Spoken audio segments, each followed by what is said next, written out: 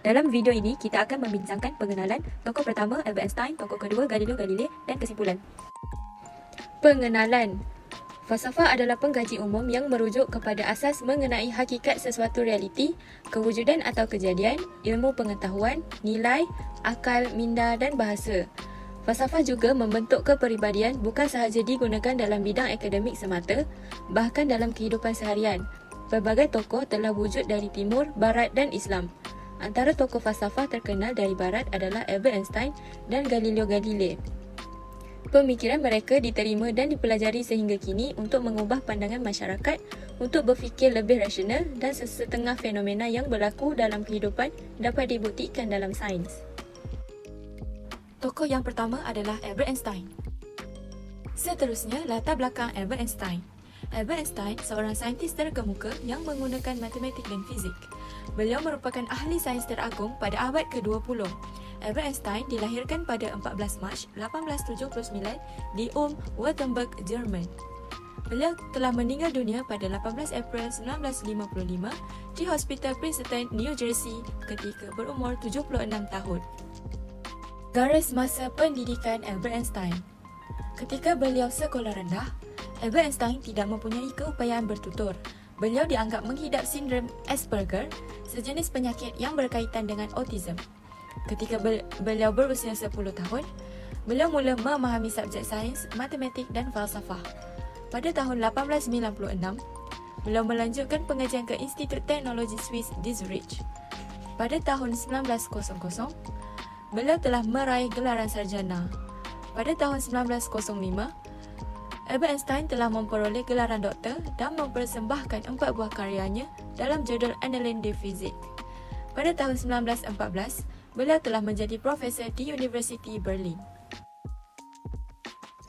Albert Einstein, seorang saintis terkenal, dikenali dengan personalitinya yang genius dan sumbangan idea-idea yang dibuatnya. Beliau lebih tertumpu kepada matematik dan pemikiran abstrak daripada aspek praktikal dalam kerjanya.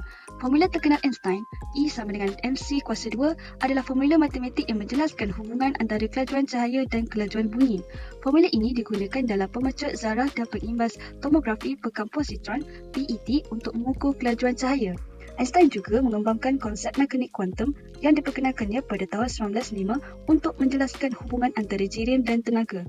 Beliau juga memperkenalkan konsep foton yang digunakannya untuk menerangkan kelajuan cahaya.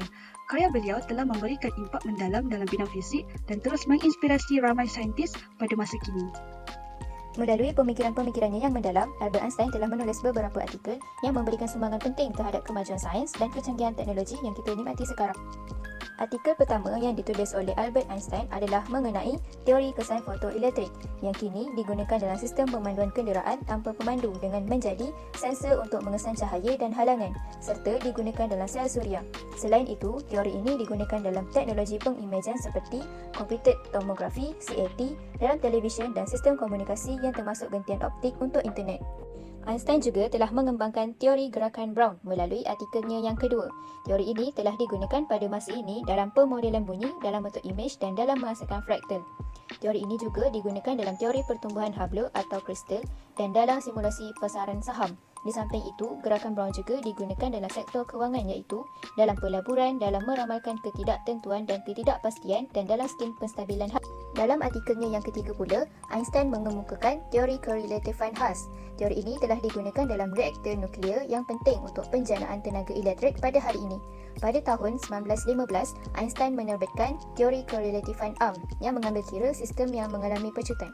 Antara kegunaan teori ini adalah digunakan dalam sistem kedudukan global, Global Positioning System (GPS). Sistem GPS ini amat berguna dalam pelbagai aplikasi termasuklah telefon pintar dan peta Google. Beliau juga telah mencipta persamaan tenaga jisim melalui artikel keempatnya yang menjelaskan hubungan antara tenaga dan jisim. Ia digunakan untuk menentukan tenaga yang dihasilkan atau diserap melalui tindak balas nuklear. Bukan itu sahaja, sumbangan lain Einstein dalam dunia fizik ialah penglibatan beliau dalam menambah baik sebuah artikel yang ditulis oleh Satyendra Nath Bose iaitu mengenai sebuah statistik baharu fizik dan akhirnya dinamai sebagai statistik Bose-Einstein. Artikel ini telah menjadi asas penting dalam fizik statistik yang sangat berguna hingga hari ini. Ia digunakan dalam sistem elektronik seperti komputer dan telefon pintar serta digunakan untuk menerangkan pembentukan bintang. Tokoh yang kedua adalah Galileo Galilei. Galileo Galilei merupakan seorang matematikawan dan ahli falsafah dari Itali yang telah dilahirkan pada 15 Februari 1584. Beliau telah belajar matematik di Universiti Pisa di mana beliau mengembangkan model neraca kecil dan neraca hidrostatik. Pada tahun 1588, mendapat doktoran dalam bidang matematik dari Bologna di mana beliau menyumbangkan kepada kajian Dante's Inferno dan teori graviti. Galileo juga menyumbang kepada perkembangan matematik dalam bidang seperti fizik, astronomi dan matematik serta pembangunan sistem Copernican. Karya beliau dalam matematik membawa kepada pembangunan sistem Copernican dan pembangunan pelbagai jenis eksperimen, termasuklah benda yang jatuh, falling bodies, yang menjadi asas kepada fizik.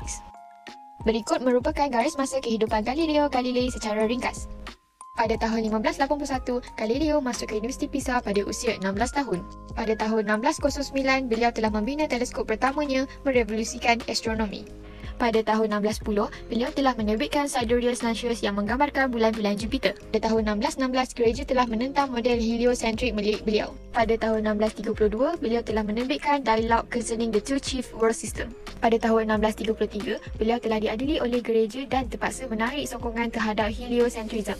Pada tahun 1638, beliau telah menerbitkan Two New Sciences dan memberikan sumbangan besar kepada fizik. Pada tahun 1639 hingga 1642, disitulah puncak kejayaannya. Pada tahun 1642, Galileo telah meninggal dunia pada 8 Januari di Arcetri, Itali pada usia 77 tahun. Galileo Galilei merupakan seorang tokoh yang cemerlang pada masa Renaissance serta mempunyai pemikiran yang dapat merevolusikan dunia sains. Pemikirannya bukan sahaja mempengaruhi astronomi, akan tetapi ia juga menyentuh asas fizik dan kaedah saintifik. Sebagai contohnya, dia mendapati bahawa langit kelihatan tidak sempurna melalui teleskopnya, lalu terus membuktikan bahawa bumi ini bukanlah pusat suria yang utama. Selain itu, melemahkan pandangan geometrik yang memihak kepada heliocentrism serta undang-undang pergerakannya menyumbang kepada asas fizik moden dan kaedah sistematiknya dalam membentuk asas kaedah saintifik. Dengan berbagai sumbangan yang telah ia sumbangkan, akhirnya Galileo telah membuka jalan yang luas kepada perkembangan sains moden. Sumbangan Galileo Galilei sepanjang menjadi seorang pensyarah di Padua sepanjang tahun 1592 sehingga tahun 1610. Terdapat 4 peristiwa sejarah sepanjang Galileo Galilei menjadi pensyarah di Padua. Peristiwa sejarah pertama, Galileo Galilei menjalankan kajian pertama tentang teori simetri di Padua, ianya memberi tumpuan kepada konsep seni bina tentera. Beliau mengembangkan konsep ini menggunakan geometri Euclidean dan menerapkannya kepada konsep Cavaliero, menunjukkan bagaimana untuk mewujudkan struktur yang lebih kuat. Seterusnya, kita akan pergi kepada peristiwa sejarah kedua. Peristiwa sejarah kedua, Trattato di Fortificazione, adalah sebuah buku yang ditulis oleh Galileo. Ianya menyediakan banyak penjelasan teori, termasuk fungsi arkitek dan peranannya dalam mendefinisikan karya seni, meningkatkan nilai artistiknya. Seterusnya, kita akan pergi pula kepada peristiwa sejarah ketiga. Peristiwa sejarah ketiga, Galileo Galilei menganalisis konsep Lie mekanik dan ditulis dalam bahasa Perancis, memberi tumpuan kepada peranan fungsi tertentu dalam sistem. Beliau berpendapat bahawa fungsi sistem tidak sepenuhnya dipahami dan membawa kepada cadangan yang dipengaruhi oleh prinsip inersia. Akhir sekali, kita akan pergi kepada peristiwa sejarah keempat. Peristiwa sejarah keempat, buku Lie Operazione del Compressos Geometrico et Militaire yang memungkinkan untuk melaksanakan dengan mengikuti satu prosedur mekanikal kepelbagaian operasi matematik. Galileo Galilei menerangkan kuadran boleh ditambah pada instrumen untuk membolehkan operasi lain.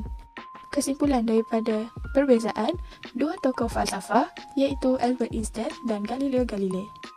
Albert Einstein dan Galileo Galilei, dua tokoh penting dalam era saintifik, menyumbang secara signifikan kepada bidang-bidang seperti fizik, matematik, astronomi dan falsafah. Galileo memperkenalkan heliocentris dan mempengaruhi orang-orang dengan teleskop, manakala Einstein menerangkan fizik kepada relativiti dan menyatakan pemahaman manusia tentang ruang.